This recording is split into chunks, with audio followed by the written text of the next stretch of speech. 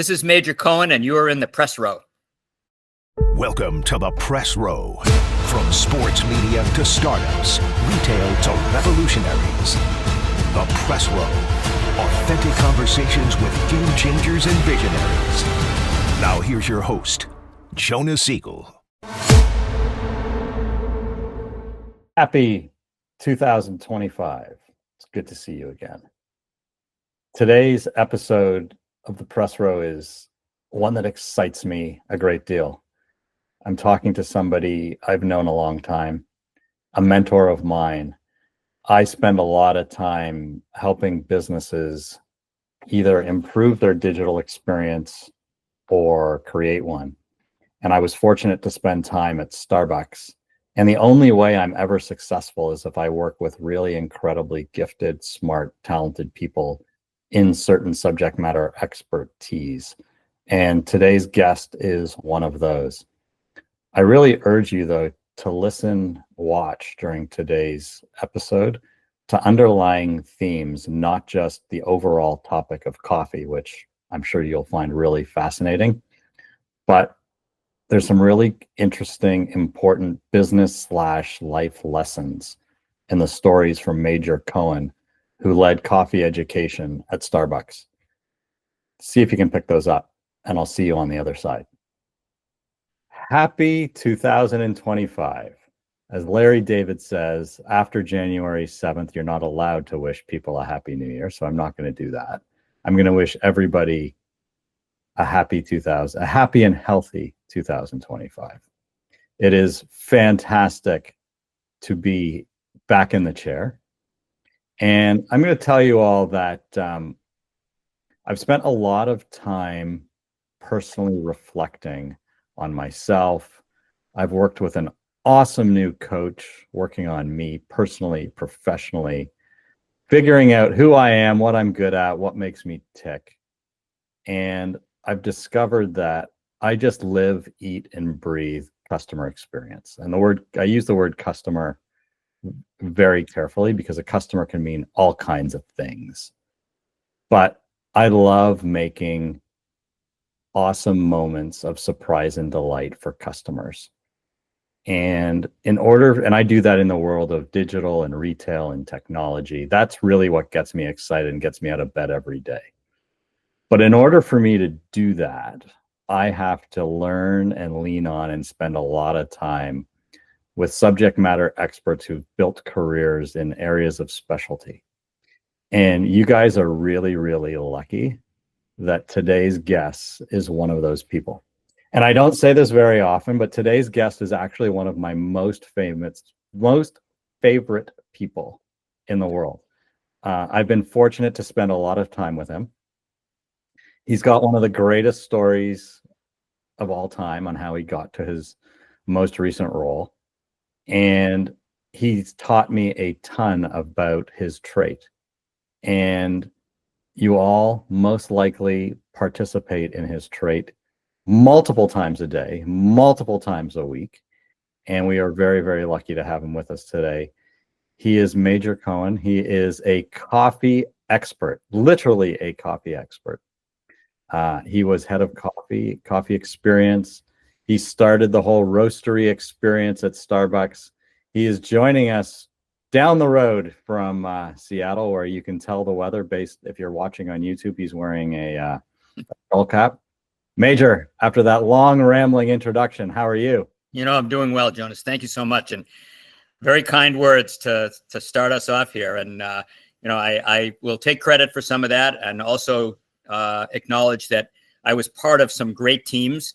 And at moments, you and I were part of the same team working on really projects that led to the Starbucks Roastery and Reserve and all of those things. So I'm thrilled to be with you and excited to kind of go. So I will tell you all that I always do a ton of preparatory research before hosting one of these episodes.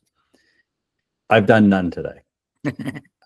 I know Major well. I know the topic, and I'm just prepared to be a sponge today and sit back and listen and ask questions and see where this goes.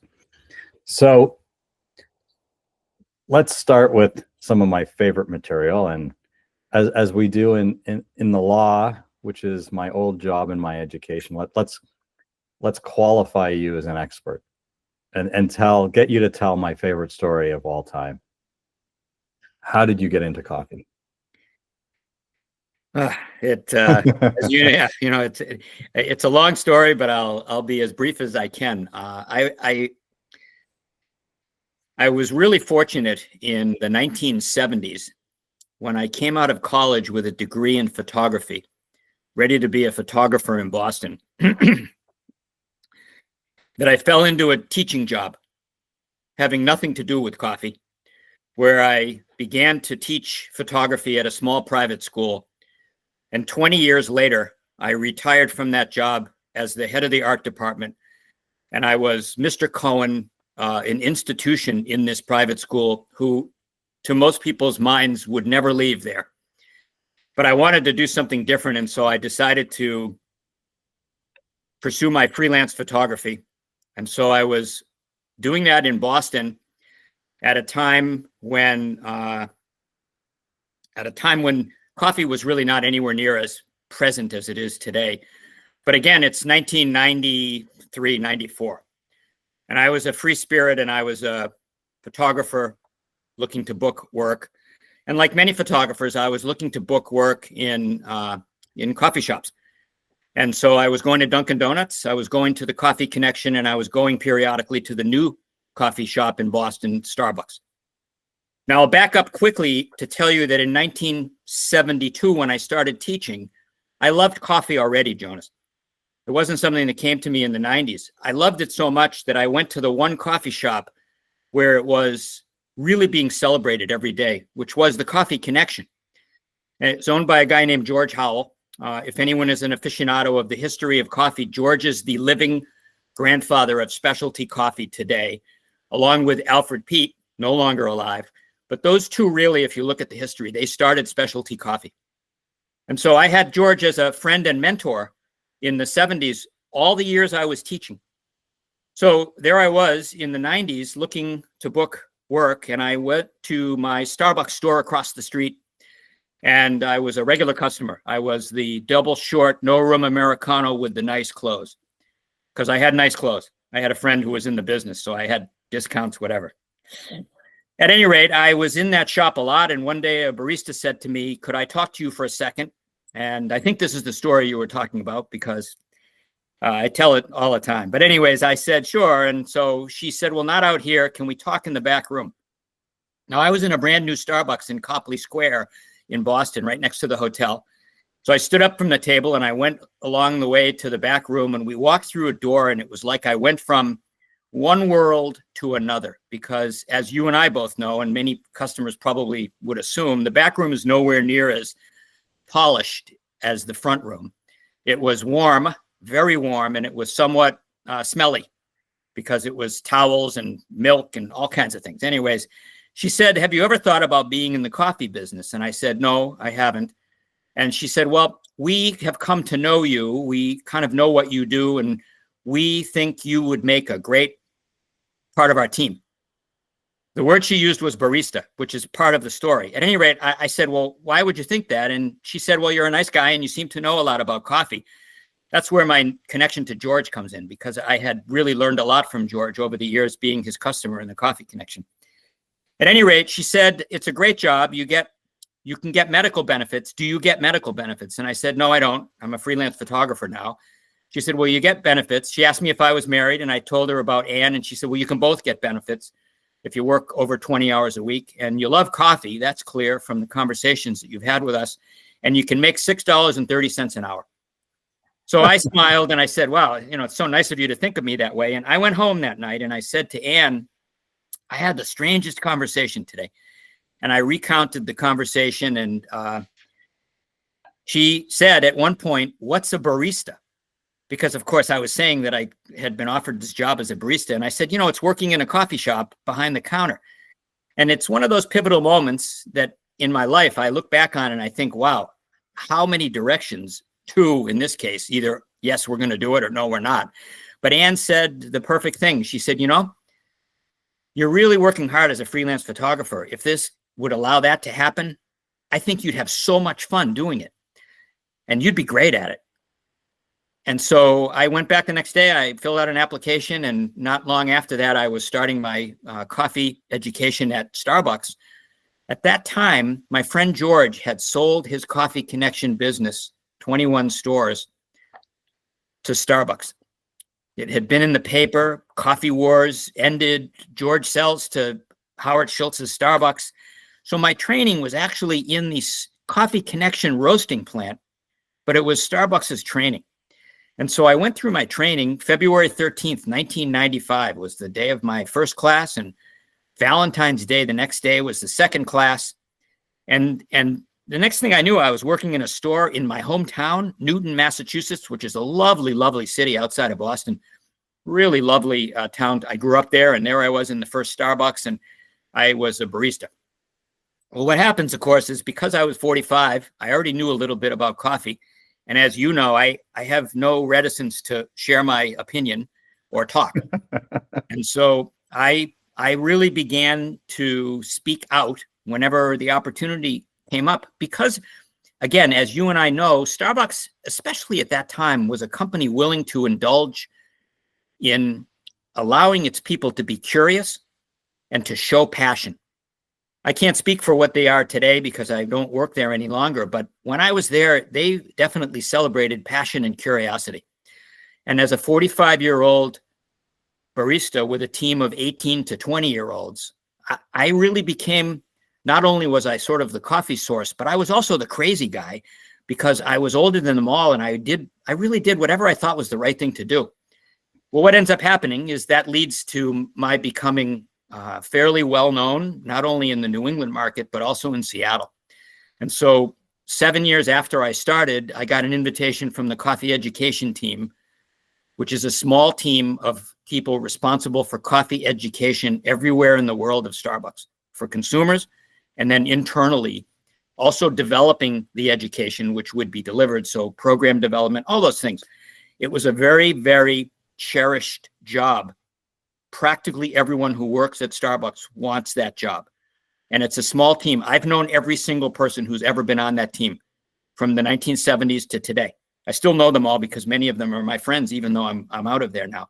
At any rate, I started doing that by moving to Seattle, and I became a member of the coffee education team. And then really what happens is I continued to be the same passionate, curious person, and I crossed paths regularly with people who were way, way, way above my status in the organization because of who I was. I began to have conversations with Howard Schultz and Arthur Rubenfeld and Howard Behar, all the people who are the leaders of the company. And because I was honest and because I was who I was, I began to get their ear. And I was very fortunate. Arthur Rubenfeld, who's still a dear friend to today, and I love him so much, and he really recognized something in me, and he pulled me out of that cherished job that I was in. And he allowed me to be a special projects manager. And I really was working directly for him. And so, as you mentioned early on, I was part of building a project which was a complete sideways direction for Starbucks. Again, at a time when, in the history of coffee, specialty coffee, there's a moment in the late 80s and 90s when young entrepreneurs, particularly in the Bay Area, San Francisco, began to see a niche. They were coffee lovers too. So, there's millions of coffee lovers. Many of your listeners, of course, are coffee lovers.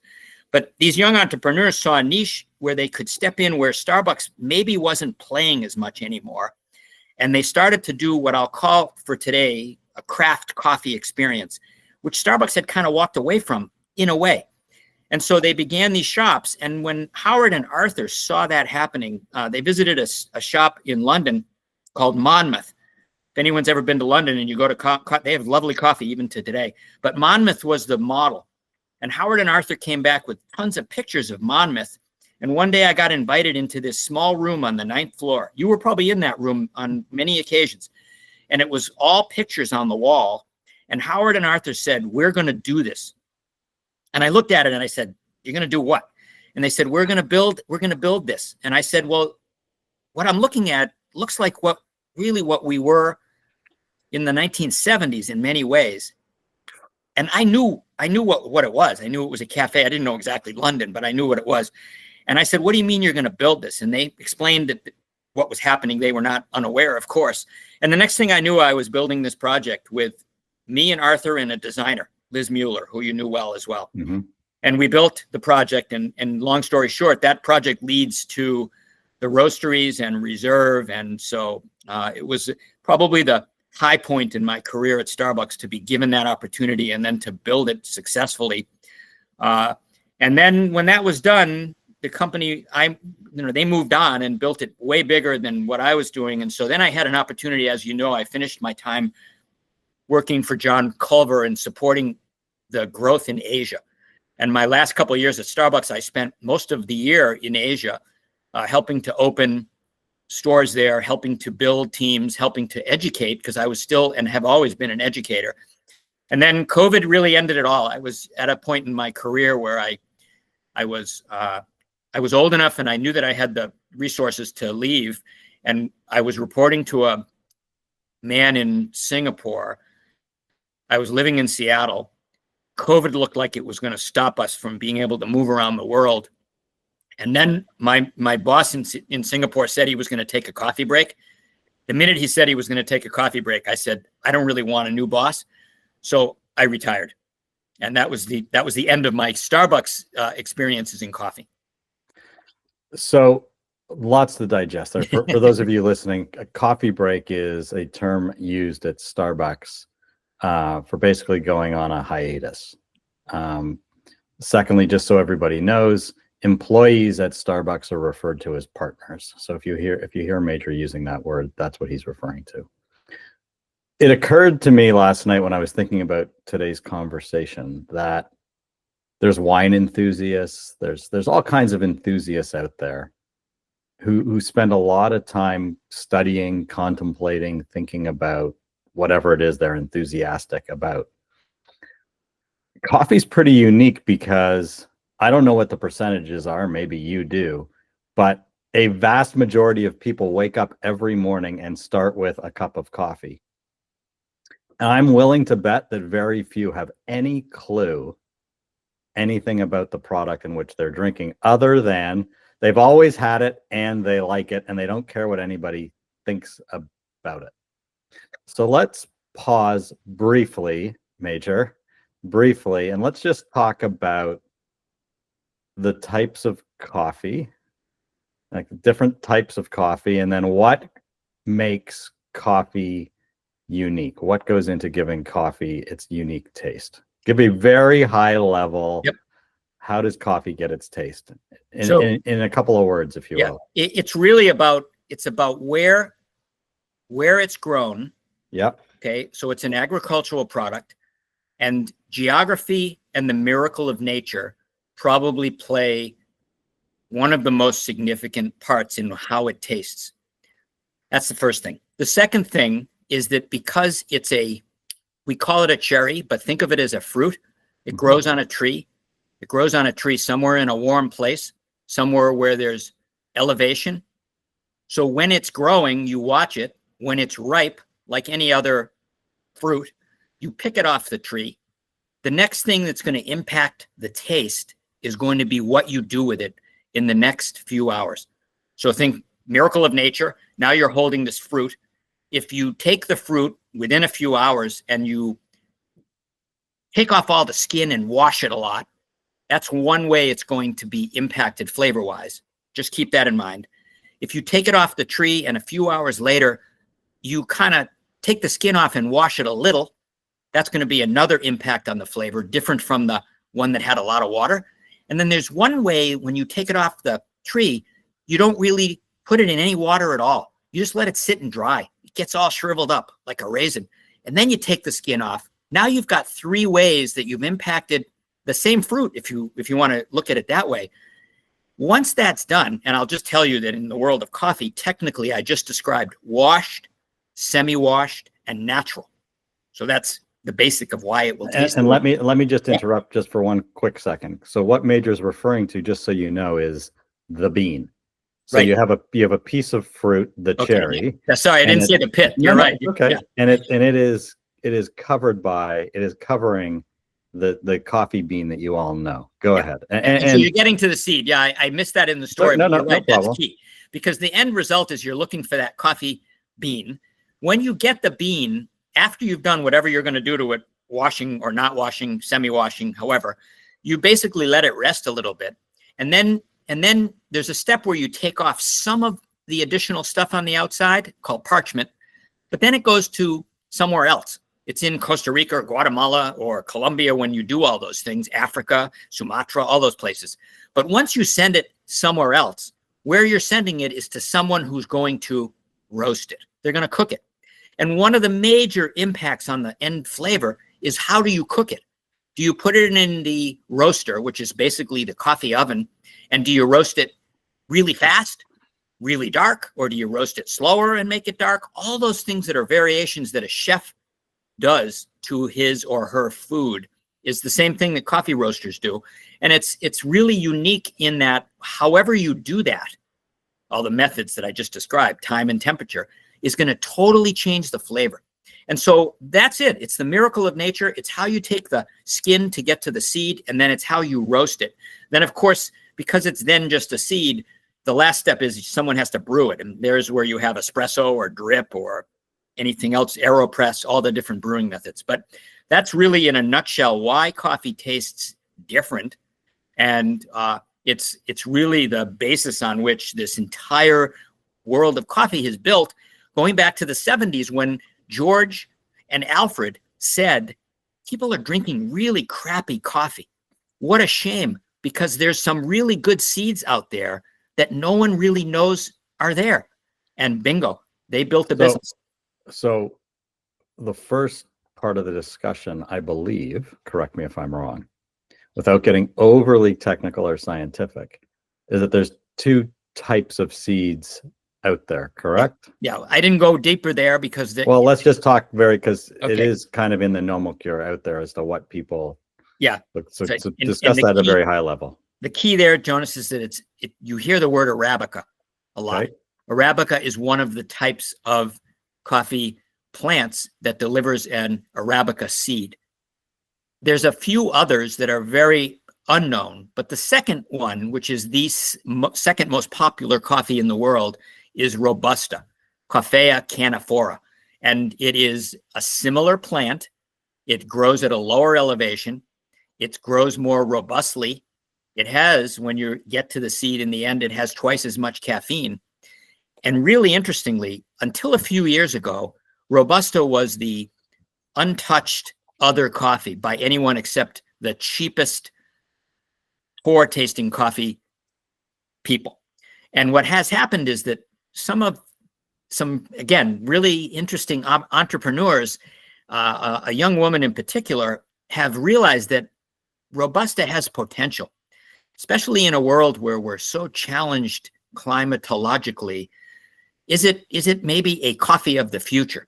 And what I'll tell you today, which is different when you and I worked at Starbucks, Robusta was really not even looked at in any way that would be acceptable. But today, you can go in a store and you can buy some Arabica coffee, which is less good tasting than some of the better quality Robustas. So they've made a niche and they're continuing to grow that niche. So can't predict the future, but I'll tell you, it's very likely that you'll see more and more possibilities to buy and drink Robusta. And when it comes to the roasting process, a lot of people do not care for the Starbucks product because they say it tastes like burnt popcorn or burnt toast. Mm-hmm. And the reason for that is the roasting process. Absolutely. Starbucks has a very unique roasting process. Explain very, very simply why their coffee would taste more burnt to somebody. There is actually a reason for it, is there not? Well, it's because it's cooked longer. I mean, it's like anything else. You know, you can get your steak rare and you can get your steak well done, and you have a choice. And some people would think the well done one is completely inedible, and some people say that's how I love it. So it's really not. It isn't better better than. It's simply choice. And again, because I'm a student of the history, I'll tell you that it goes back to the early days that I've already spoken of. And what happens is new roasters, in this case, let's think new Alfred Peet or the founders of Starbucks, Zev Siegel, Gordon Bucker, and Jerry Baldwin, they didn't know how to roast coffee. So they had to learn how to roast coffee from somebody. The heritage in light versus dark, in the most simple way of looking at it, the heritage comes from Italy and Scandinavian countries. Coffee, before anything that any of us as consumers today have begun to understand, was already being consumed in Italy and was already being consumed in the Scandinavian countries. The Scandinavians preferred a lighter roast and the Italians preferred a darker roast. You can take that thread right to the founders of Starbucks, and what happens at Starbucks? They get this heritage from Italian roasting style, so that today when you drink Starbucks coffee, you're definitely going to get what I would refer to as a darker roasted product.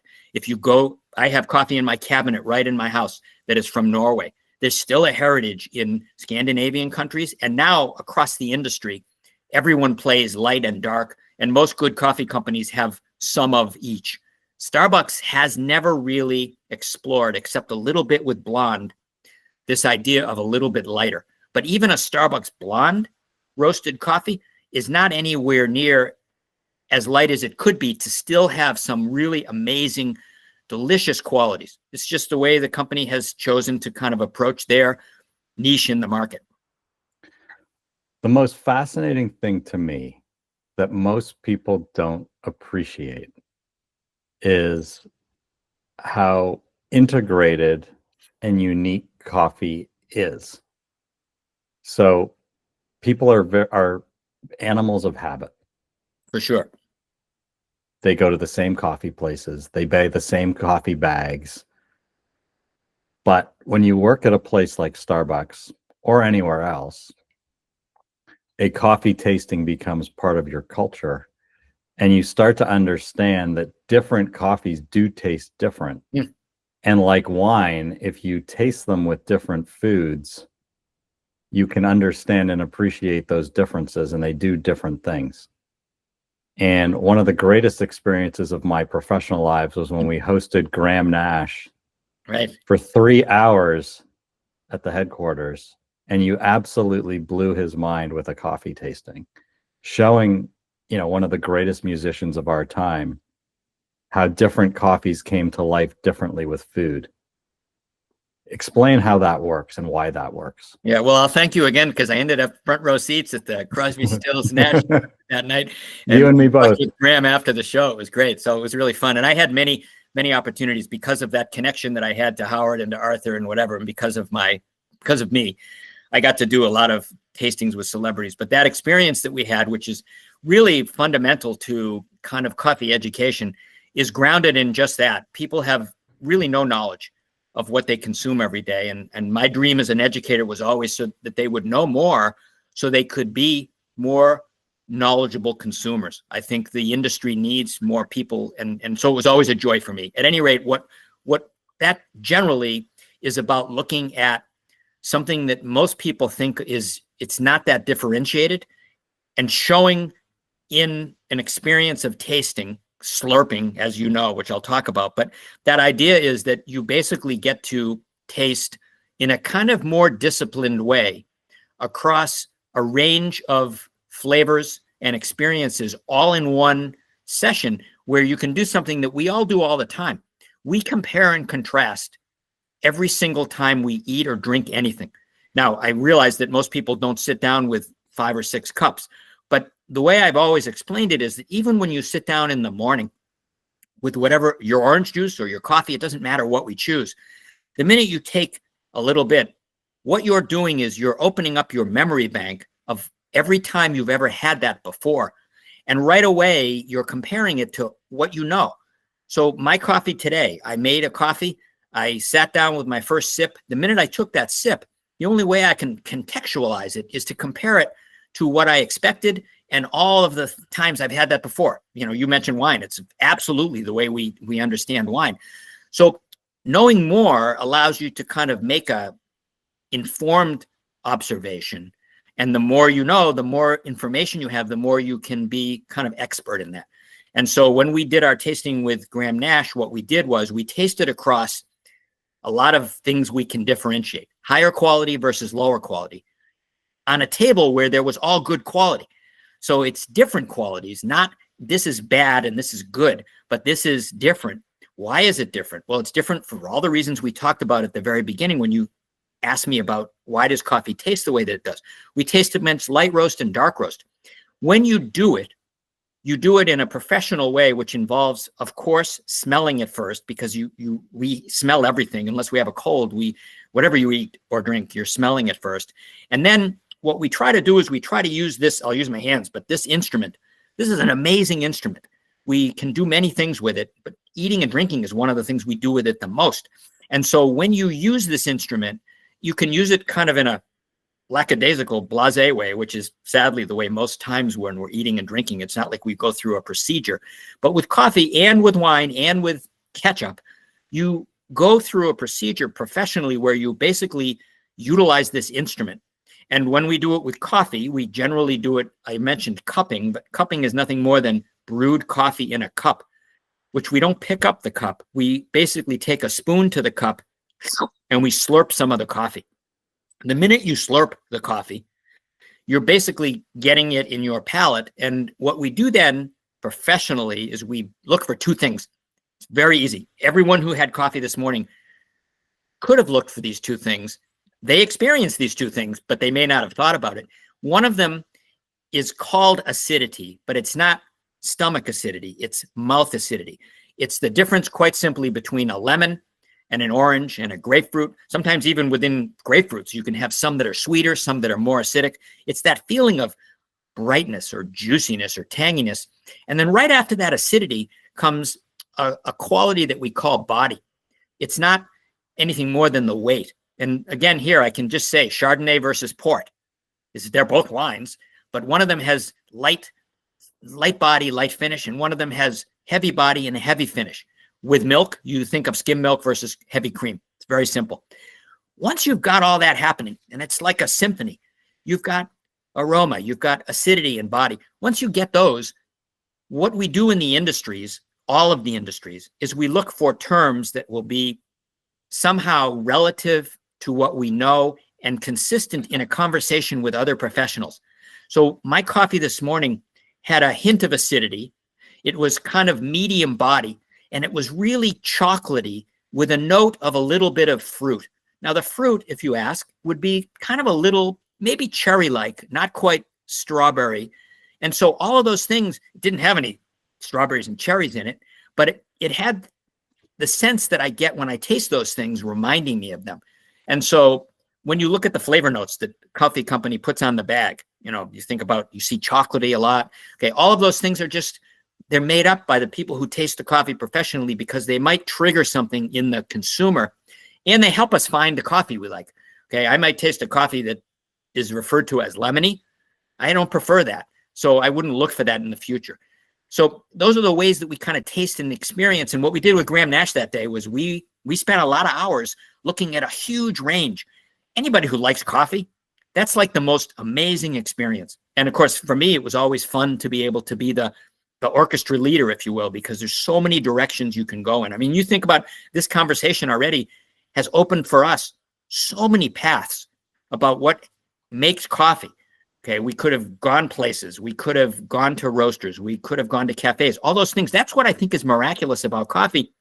And the fact that, as you said, pretty much everyone who listens to this podcast either had coffee today or they've had it enough times to realize that they don't like it. So then you take a product that, was either grown in a very remote, highly inaccessible area, or the inverse. It's picked, it's washed in a certain way. It's then roasted, which gives it a unique flavor profile. It's then brewed. And then somebody adds two things to it. Somebody may add one of two, at least one of two, maybe three things to it. sugar or a sweetener, milk, Mm-hmm. and perhaps even a flavor syrup. Yeah. So I'm Canadian. So the drink of choice north of the border is Tim Hortons, Yes. and they all Yeah, order fine coffee. they all order their coffee double, and a Yep. double is double cream, double sugar. Yeah, Dunkin' Donuts has the same coffee, just not called a double. So, and if you do that, as millions do, each and every day, multiple times a day, does the underlying product matter? yes. Okay, explain. I'm not going to let you even finish because it matters a lot. So, in what you just described, Jonas, what you're really describing is something that has ingredients. And really, the simple way to think about it is that coffee is just one of the ingredients, perhaps one of the most important in that conglomeration that you described. And so, if you're responsible for the ingredient, you have to understand the ingredient on its own. And then, if you know your consumer is going to do that with your ingredient, you have to focus your work on what's going to deliver the best experience for the consumer once they do that. So a good coffee company works on the ingredient, but then there's an actual team of people who work on the coffee as an ingredient with other products to create delicious beverages. And it's like anything else. If you mess up the cream, your coffee's ruined. If you mess up the sugar too much or different kind of sugar, whatever that you don't like, or bad syrup, whatever you want to say, your coffee is going to be ruined. And I would just say, if you don't have the best coffee in there, then your coffee isn't as good as it could have been. Right. So just because somebody puts ketchup and mustard on a hamburger doesn't mean that the burger should be crap. You should still have the best burger to go with ketchup and mustard. Exactly. And I drink my coffee, and people think if you're in the coffee business, oh my God, you never put cream and sugar in. Well, I don't use sugar, but that's just by choice because I find coffee to be sweet.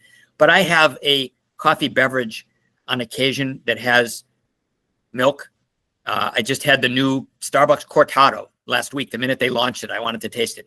And I tried it, and it was just what I thought it would be. It was very tasty.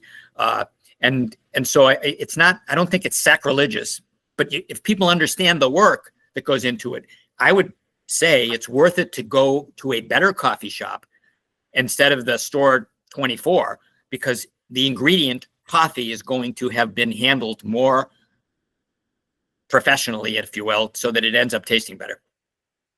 I just we're with Major Cohen, coffee expert and friend. I just returned from Las Vegas and CES, the Consumer Electronics Show. And at one point, just so you all know, I sent Major a text going, "You've got to see this contraption that I'm looking at." It was a coffee maker that looks like an espresso machine that didn't require water. It had a built-in dehumidifier that took the water out of the air and purified it and then made a coffee out of a pod. Really cool. And I literally had just said to somebody the day before, I hate the fact that I have this awesome Breville espresso machine. And the worst part of my day is, it shows you how awful my days are, having to walk the water canister over to the sink to fill it. Yeah. This solves that problem. What blew me away, one of the things that blew me away at CES was how much coffee tech there was. There are a lot of people investing a lot of time and energy in and around coffee, not just at home, but coffee shop technology. Yep. There was a robot, there's multiple robots making coffee drinks. Yep. There's multiple shops in Seattle and San Francisco now where the barista is no longer named Major. It is now a robot that makes your coffee. I admire the technology. I prefer the human connection. That's me. Call me crazy. But there is all kinds of technology out there in and around coffee to improve that cup of coffee that we all have at least once a day every morning. What's your like? Why do you think that is?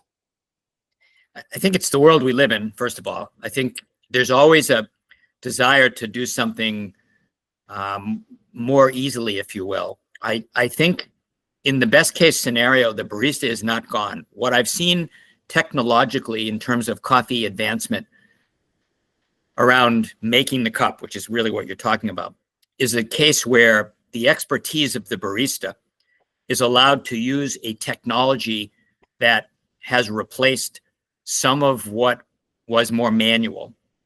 But when it's done by a machine and you can make it completely consistent, what I'll tell you is that the best baristas in the world are that because they can achieve a mechanical process with consistency that is unequaled.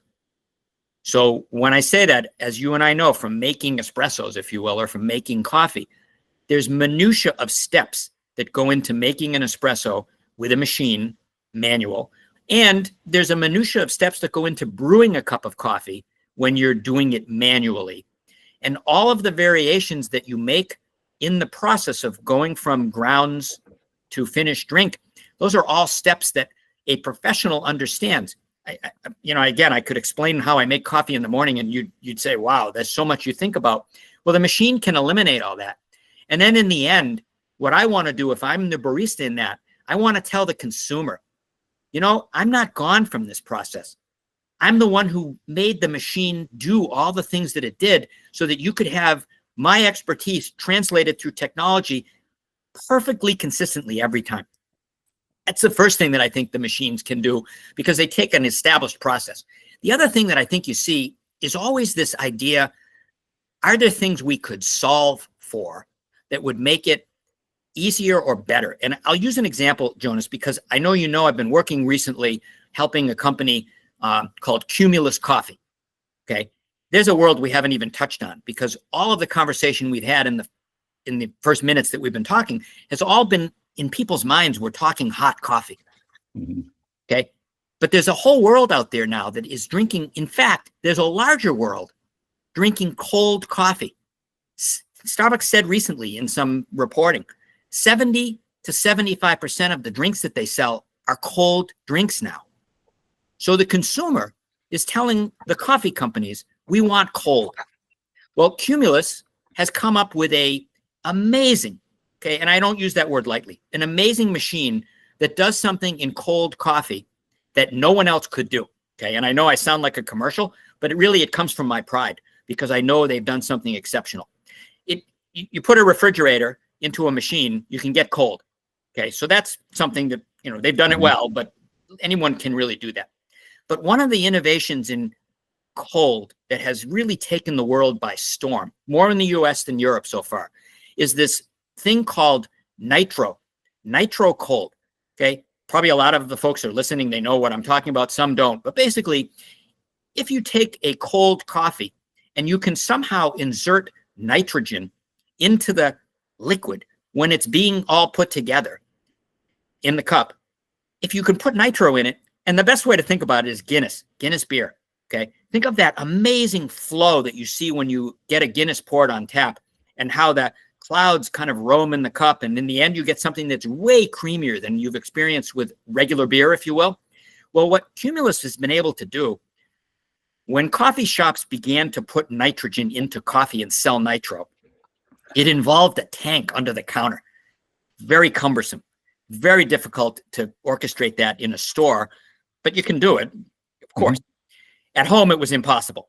So many people simply made cold brew at home and they didn't have the nitro option. Even making the cold brew is cumbersome. It's not an easy process because theoretically the coffee sits in water and grounds together for 12 hours, and then you basically can drink it. Well, what this Cumulus machine does is it has the cold water and it takes a capsule of, and again, I won't go down the path, but it's some amazing coffees.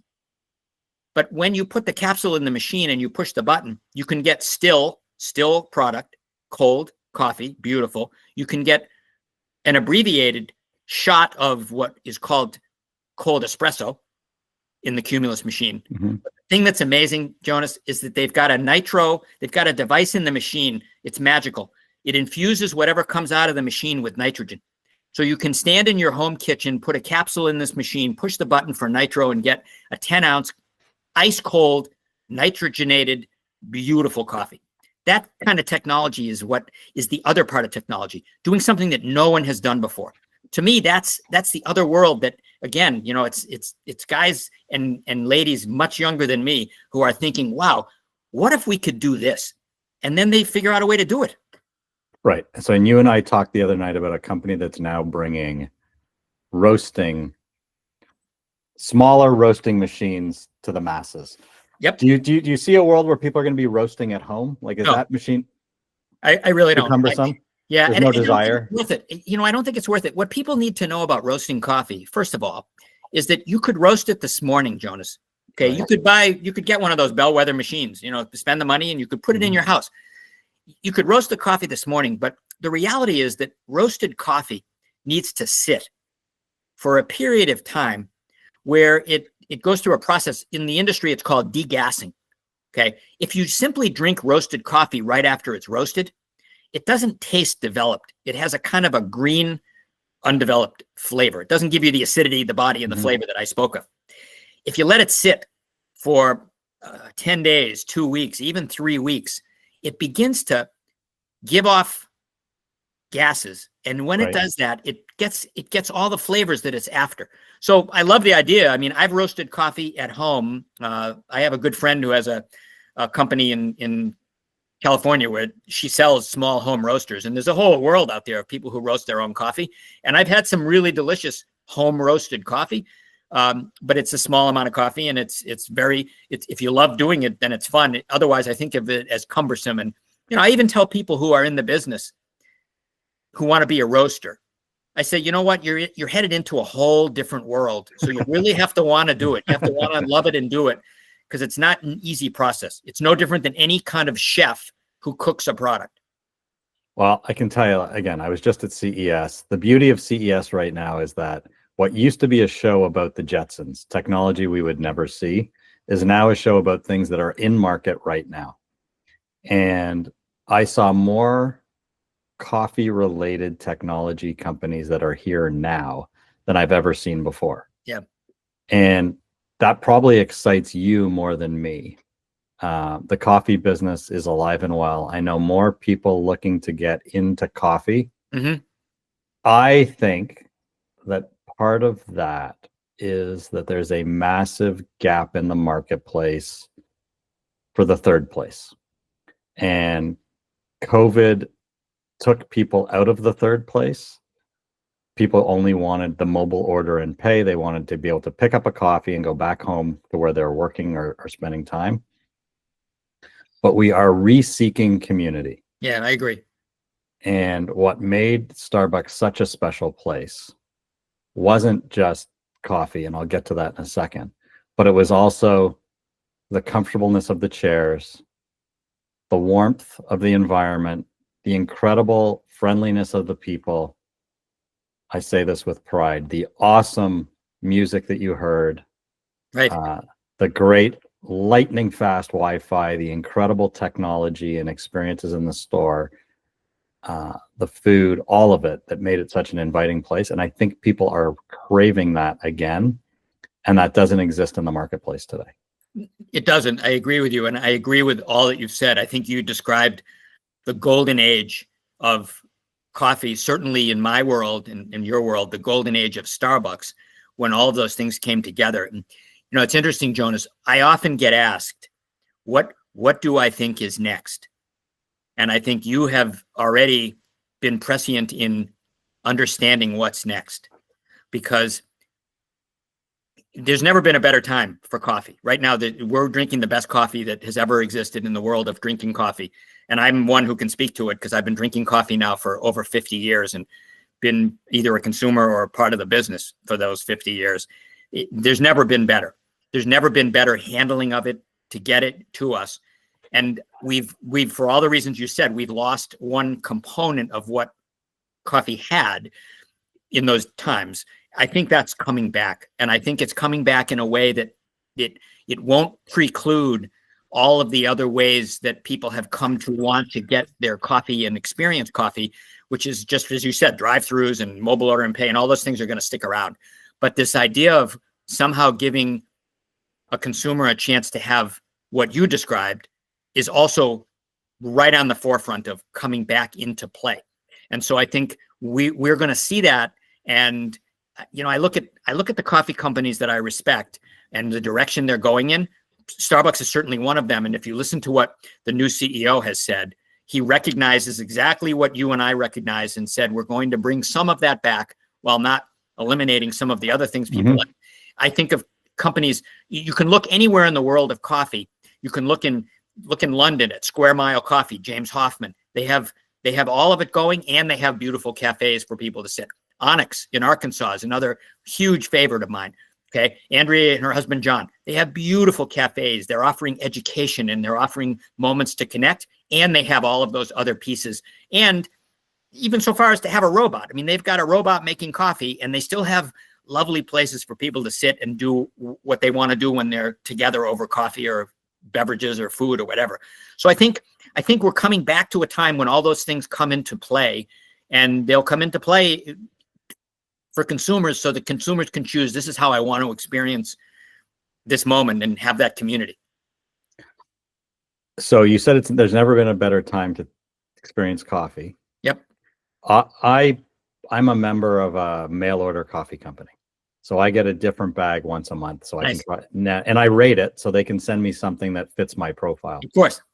Joe and Jane, public watching and listening today, where do they go if they want to try something new? How do they discover new coffees? I think I would start locally. Okay. I think you have to have a baseline of what you like to taste. Okay. So I think learning a little bit, okay, and learning a little bit about what we talked about, but not hearing it, experiencing it. So I always say to people, maybe you want to go to your local coffee shop and ask the person who owns it or the barista, can I taste a couple of coffees and have you just tell me a little bit about them? Just say, I'm trying to learn a little bit more about coffee so I can make an informed decision about what I like. If they're going to be totally willing to do that, I guarantee it. That's their business. Okay. So I would always say, try to do that. You can't do that in the supermarket. You overwhelmed in the supermarket. You walk down the aisle and there's so many 600 bags. Yeah, exactly. So I think you have to have a baseline, and the baseline has to be grounded in some simple things. Where did it come from?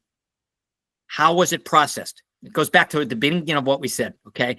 I prefer coffees from Latin America. I prefer coffees from the Asia Pacific second, and my least favorite are coffees from Africa. That's simple for me. So I'm going to be less likely to choose an African coffee, but I say that, and I'll tell you, this morning I had a coffee from Africa. It was Kenyan. It was delicious because I do that. I try them all. But I think that's what I would do as a consumer. And then I think what you want to try to do is just as you've done, if you're willing to explore a little bit, get on a subscription and be a little bit more diligent in what you're tasting, make some notes or keep a journal or something so that you can begin to really document, what am I liking with coffee and what is it that I don't like? Okay.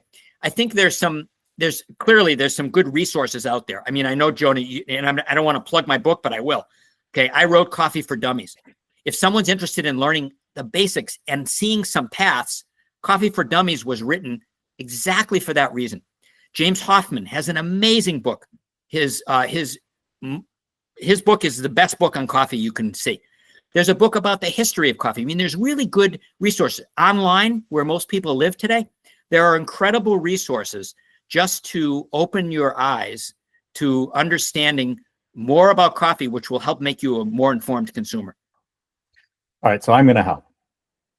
One, I'm going to tell people that like what you like and don't be ashamed.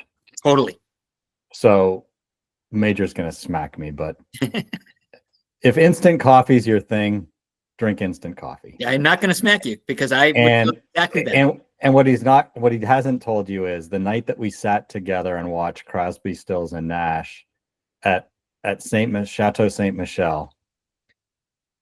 The band took a break and they came out for the second set, and David Crosby was wearing the exact same skull cap that Major's wearing. It was cold. It was a very cold night, and he came out and he sang a song solo, and he took a sip of coffee, And he said, "Oh my God, this is the worst coffee I've ever had. I thought I'm in Seattle. You guys are supposed to have the best coffee." And after the show, we were standing there and he came up and he goes, "You guys are from Starbucks?" And I said, "Yeah." And he goes, "That coffee I drank tonight was the worst I've ever had." And I said, "David, may he rest in peace. I'll make you a deal." I said, "Major here runs coffee here at Starbucks. If you tell us what you like, Major will ship you coffee for the rest of your tour." And he goes, "Well, I only drink instant and I like it dark." And Major shipped their manager, Buddha, Yep. cases of Via, it's called, Yep. right? Yep. Of Starbucks Italian roast Via Via. in dark for the rest of the Crosby, Stills, Nash tour that year. Yep. So it doesn't matter what you like what you like, and don't be ashamed of it. Yeah, and there's another example of exactly what I talked about, Jonas. You can find bad instant coffee, and you can find coffee companies that have used that ingredient to create a product for the consumer, and Via is one of them. There's a whole world of instant coffees out there that people have no knowledge of that are being made by some of the best coffee companies. Again, that's a very new part of the industry. So that's one. Like what you like and don't be ashamed. Yep. Two, I don't know whether they're going to be shut down or not, but social media is your friend. The best source of information is TikTok and Instagram right now. So go on to Google, go into TikTok, go into Instagram, and type in best coffee in blank. Mm-hmm. And the kids that are on it will show you places in your backyard you've never heard of. Right. And that's where you're going to find it. There's a place in Bellevue, Major, called Cafe Farine, Farine. It is the best bakery and the best coffee in Seattle. Wow. Bar none. I now have all of my meetings there. I was there for 2 of them yesterday, and I leave with a bag of coffee every time. So there's a new discovery for me. I have to try it. Yeah, Farine. They've got 3 locations, and I learned about it on TikTok. Yep. And so whether I'm in Chicago, whether I'm in Atlanta, whether I'm in Miami, whether I'm in LA, whether I'm in San Francisco, my resource now is either my daughter, and she's pulling it from TikTok, or I get it from TikTok myself. So that to me is the best source, because it's instant and it's social and you can see what's popular. Yep. And that's really how you learn it. And then I get my coffee subscription is through an organization called Trade. Yep. So I get a bag from Trade Coffee. But, you know, for those of you listening and watching, today we've talked about coffee. But what's more important to me is Major's lesson. And that is, you know, he retired as a teacher at 40-something years old, was given an opportunity and a path at a fork, and chose to take a chance. And, you know, went home and said, "I've been offered a job as a barista." And his wife said, "I think you'd actually be really happy at that." And not many people are willing to take that chance. And more people should. We don't have a ton of time on this earth. And find the thing that makes you happy, working for good people, doing things that give you purpose and that make you happy, land you in a much better place than trying to chase something that you think is going to make you successful. And here's a guy who was a teacher, was into photography, was smart enough or dumb enough, depending on how he looks at it, to follow instinct and listen to his wife, had no clue what the gig was. When Major told me the story, he showed up for training wearing a suit, and they looked at him and said, "What are you wearing a suit for?" He goes, "I'm here to be a barista." He had no idea. Are you in the wrong place? Was it the facilitator said, "Are you sure you're in the right place?" I listen to the story because I retell it all the time. The second part, and Major didn't do a good job today telling the story, is the training that he used to come either on VHS tape or CD back in the day. And Howard Schultz used to lead those trainings. And at the end of those trainings, you were encouraged to ask questions. And many of us, and many people today, especially younger people, my kids especially, are too shy to raise their hand, and Major wasn't. And the reason he first got promoted was reverse ageism. They trusted him because he was smart and because he was trustworthy, because he had experience, and they knew he wasn't going to steal from the till and he could set a schedule. The reason he got asked to get moved to Seattle was because he was inquisitive and because he cared and because he asked questions. And he annoyed the living hell out of them. But the reality is, when told to ask questions, he did. And that's a really important lesson. And the reason he went from barista, whatever that was, to running coffee education is that he didn't sit silently. And he asked a question, he asked questions of leadership. And those are really important lessons today. We live in a world that's really challenging. It's really hard to get jobs. It's really hard to keep jobs, and it's really hard to get ahead. And behind these coffee stories, I hope that those two things above anything else really are paramount. And Major, I really appreciate you sharing those today. My pleasure. I absolutely, it's always my pleasure. And I'm proud of kind of what I did. And I think you've captured it well. I said it, it's passion and curiosity. You cannot be afraid and if you are not allowed, then you really have to think about doing something different. I often say to young people today, when they're thinking about leaving, no matter what role you have, if you feel as though you are in a position to be a change agent in that, and it seems like that would be a good thing, then you should stick it out if it matches your passion. If not, then you must move on, because if you don't follow that passion and curiosity, you'll look back and be so disappointed. And you're right. It's a short life. It's not worth that disappointment. And it doesn't matter what it is. No. It doesn't matter whether it's coffee, whether it's stamps. It doesn't matter what it is. Video games, AI, doesn't matter. Find your passion, find your purpose, and live it. Major, it's always fantastic seeing you. Super fun for me too. Thank you. Thanks for giving me a chance to talk. As you know, I love to. So, well, you've taught us all again. I think of you each morning when I make my coffee, and it's good to see you. And see you as well. We will have you on again the next time there's something awesome to talk about in the wide world of coffee. Sounds great, man. Great to see you. Stay well, and thank you again. Awesome. I hope you loved and got a lot out of today's episode in the press row. Major Cohen is one of my most favorite people. I don't say that a lot. He's awesome. His stories are incredible. I've spent a lot of time with him and I learned a ton.